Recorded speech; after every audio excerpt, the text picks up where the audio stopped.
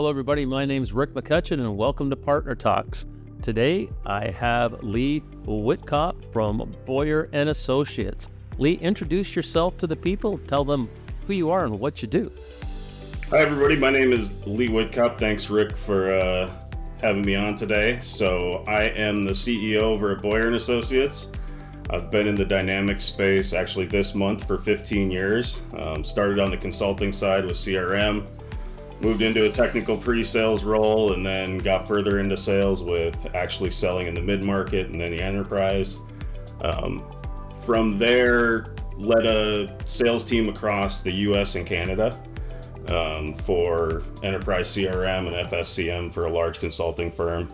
And then in 2020, had a discussion with Jack Boyer. He was looking to start a CRM practice within Boyer and Associates, and I was looking to, I was getting a little burned out in the enterprise, selling big projects, never seeing them go live, or I was long gone by the time they were going live, so it was kind of a perfect timing. So I moved over, started the CRM practice along with my colleague Matt Fleming with Boyer, and then after that, Jack decided that he was gonna kind of step back into that founder role. He's still heavily involved in Boyer, but asked me to take over the CEO role. So for the past 2 years, I've been leading the Boyer team.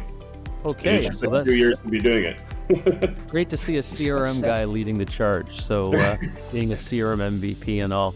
So Boyer and Associates are a pretty unique company. They're kind of one of these mid-sized players in the market. And, I really think you're one of the organizations that you scale up, and I don't want to say you punch out of your weight class, but I really think that you guys do a good job in some pretty big accounts.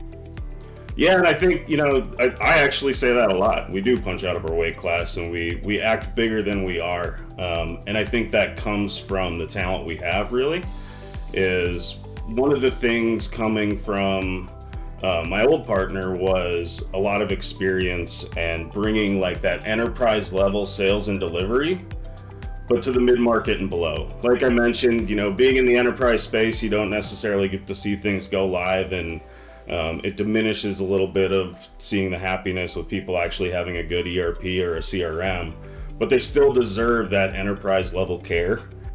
Okay, yeah, so let's also talk a little bit about what you're doing outside of CRM, because you're very well known in the ERP space as well.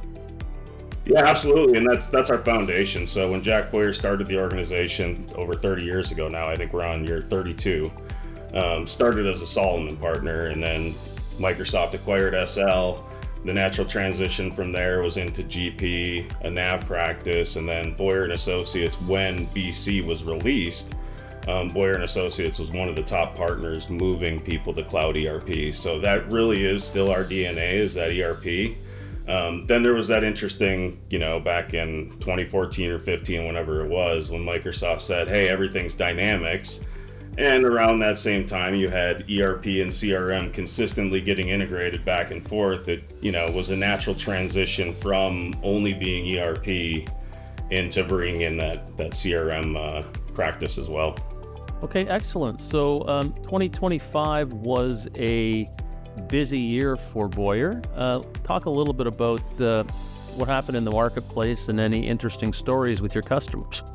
Well, like I was saying, with the change from ERP and CRM coming together, I think once ChatGPT showed up, it changed everything. And then we started hearing about Copilot, and we're in a space now where, as CRM and ERP people, we can't think myopically about the data within those systems, because, historically it was, what's your CRM process? What's your sales process? And at some point, you left that sales process and you went into some other system, and immediately we said, okay, we're going to integrate it, or that's going to be a swivel chair integration.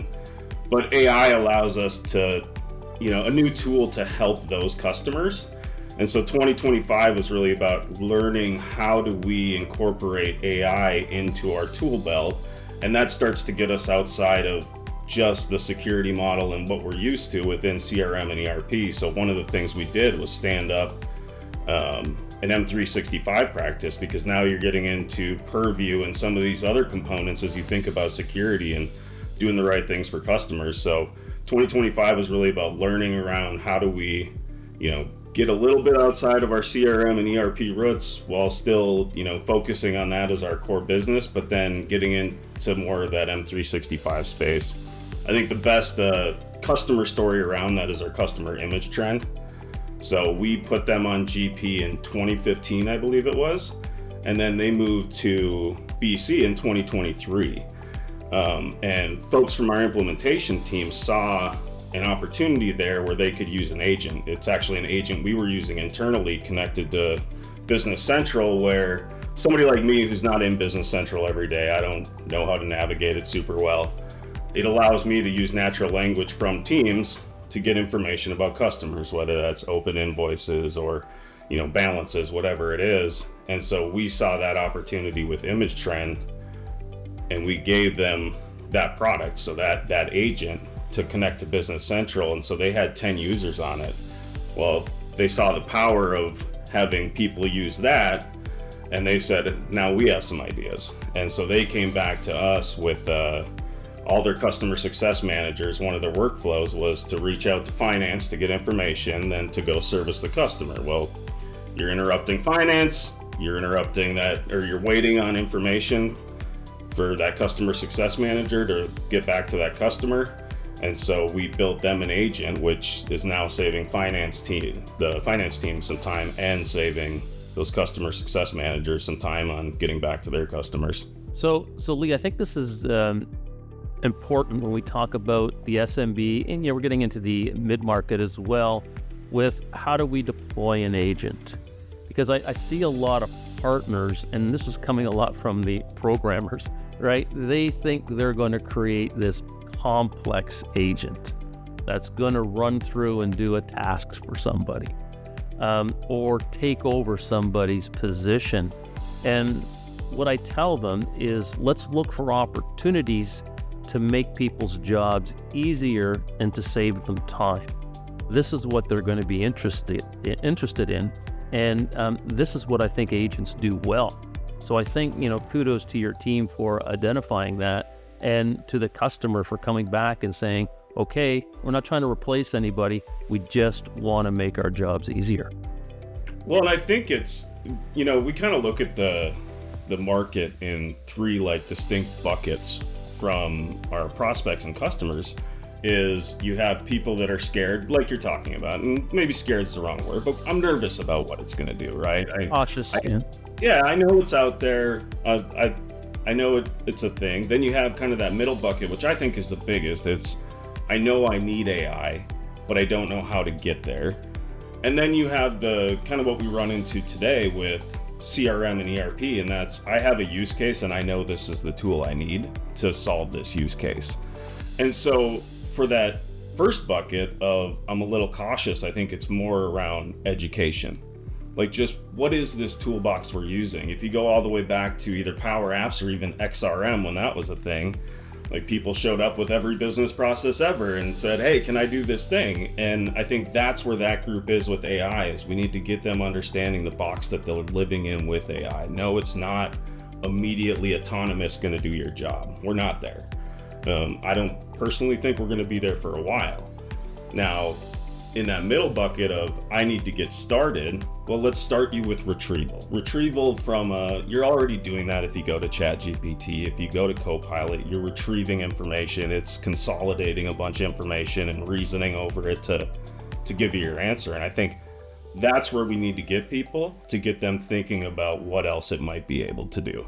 The people that have the use case out there already, you might get into more of that autonomous, but we're still in a place where it's not replacing people. It should be, gaining efficiency for what they're already doing.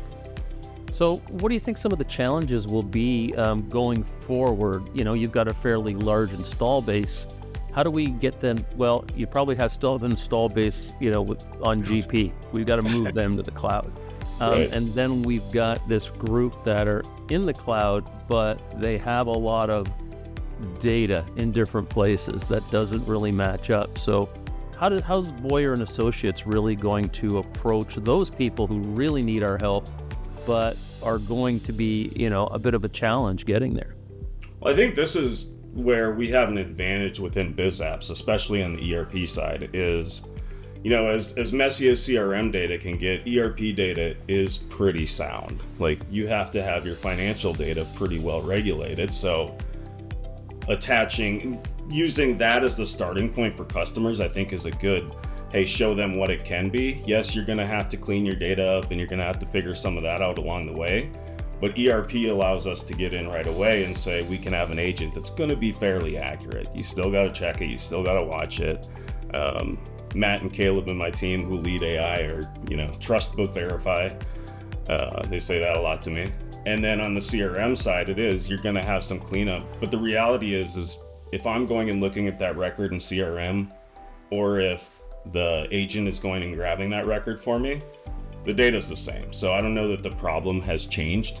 It's just how we're accessing that. The advantage is we live in these multi-relational databases that can get complex as far as going and, finding the right information to get or updating tasks in there, and the agent can reason over some of that and consolidate it and make it easier.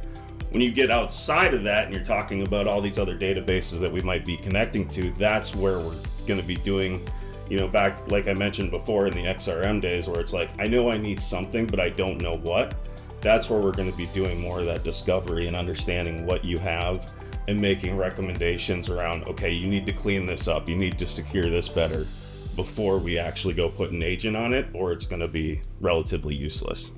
And I think that's going to drive our customer base to invest more in data because, I'm coming out of the CRM world and I agree with you. The ERP data was always, we'll call it cleaner, even though it wasn't set up for us in CRM to run a sales process, marketing process, customer service process. But I think the organizations that are using these applications now are saying, we need to take advantage of AI going forward. We can't take advantage of AI unless we get our data models cleaned up and working in order. So I think that's a big opportunity for BizApp's partners. Oh, absolutely. I think there's, this conception out there that Copilot and agents are going to diminish some of the work that is out there for partners. I think it's a huge opportunity. I think it's a matter of, how do you turn the ship and get your consultants thinking consultatively again versus, I think if you look at the MSP world, it's a little bit more of an order taking and they tell you the application they need and then you go implement it. And on the BizApp side, we need to get back to saying, okay, you might need to change your process here. You might need to change how you might need to do some data cleanup. But in the end, you're going to have a lot more advantage because your efficiency gains are going to give you that ROI that you're looking for. Okay, so we're recording this early on in 2026. What do you have in store for Boyer & Associates for this year? Well, we're going to continue. One of the things that we have done is as we deploy agents internally, looking at how we can either make that something, if it's as simple as demoware or even production for our customers, sitting on top of ERP, sitting on top of CRM, just depending on what we see internally. Like more recently we created, it actually got released yesterday, as a signature agent. So managing our signature process through a seller can go and give it a URL to where the document is and give it a couple names to go send it out.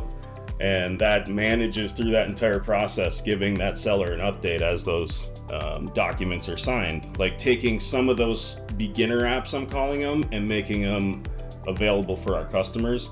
And then on top of that, it's figuring out the managed service side of this. So we're doing managed services on the CRM and ERP side, but I think as we look at agents, it fits that model really well. So having a dedicated consultant on a monthly fee where they're helping customers and really intimately starting to understand the ecosystem that is within our customers, and then building agents over time. So maybe the first agent is a 3-month agent and they can get one done in a month, and starting to build that ecosystem and then supporting and enhancing, not just there to support them, but also enhance on what they already have. Okay, Lee, I want to thank you for your time today, and I'm sure we'll be back to talk to you in the future to find more out about Boyer & Associates and your journey to the frontier. Thanks, Rick. It's been fun.